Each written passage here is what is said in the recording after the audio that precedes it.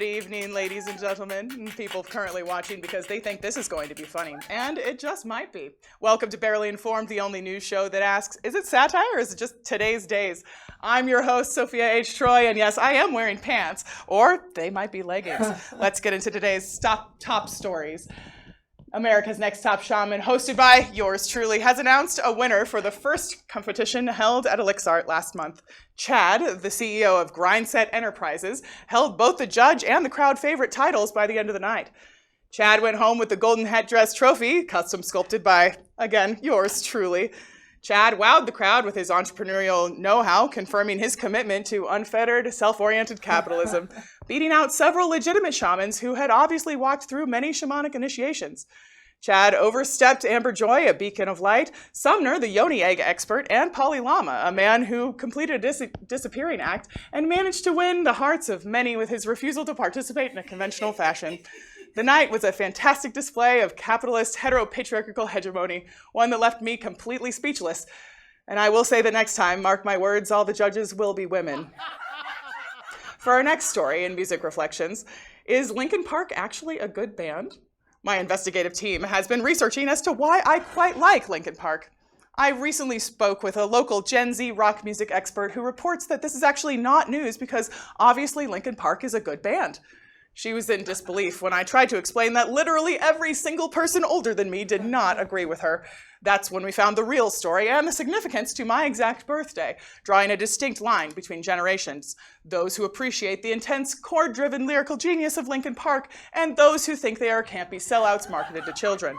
You know how I feel about them. Do you? How do you feel? Write us an essay and send it to let'sdothis@happilyever.me. We're going to take a short commercial break. Don't go away. We have more to come. Start your day calm until your inbox has other plans. Forget peace. You need Turbo Brew. 400 milligrams of Get It Done Turbo Brew. Because mildly alert is for quitters. Turbo Brew. Not FDA approved. Probably fine. Next up in galactic news, Elon Musk was issued a citation by the Galactic Federation for psychic interference of mediums all over Northern California. No one likes Elon Musk, according to memes online. Protest signs suggest deportation, and I can see why. The South African dude bro has completely outdone himself with this one. Information from a GFL download this week shows that Elon's Starlink launch was found to have had broadcasted frequency fences, which disrupted and dysregulated consciousness bands articulation for thousands of emerging star seeds in Northern California region of the planet Earth in 2022 and 2023.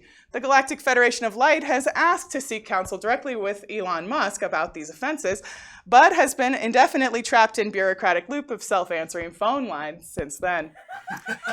In Education Tonight, surveys show that literally everyone universally agrees that homework just sucks, and no one really thinks that fifth graders need to know algebra when we could be teaching them how to sew things or build things.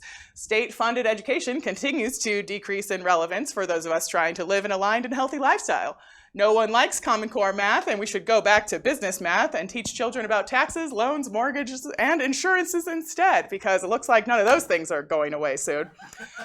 For our last news segment tonight, we have good news from the world of caregiving. Local Cassie Waffle, a dementia expert caregiver, has discovered a new approach to caregiving and the ballet. Swan Lake was the invitation that her client was given last night when Cassie Waffle had the genius idea of taking her client to an imaginary ballet. She leaped at the chance and flew through her shower routine with grace and dignity, thanks to Waffle's enchanting storytelling. This fantastic breakthrough will be used to inform future plans of what to do with folks who aren't necessarily all there, but may be perfectly happy living somewhere else in a dreamland where we can all play together and enjoy the ballet.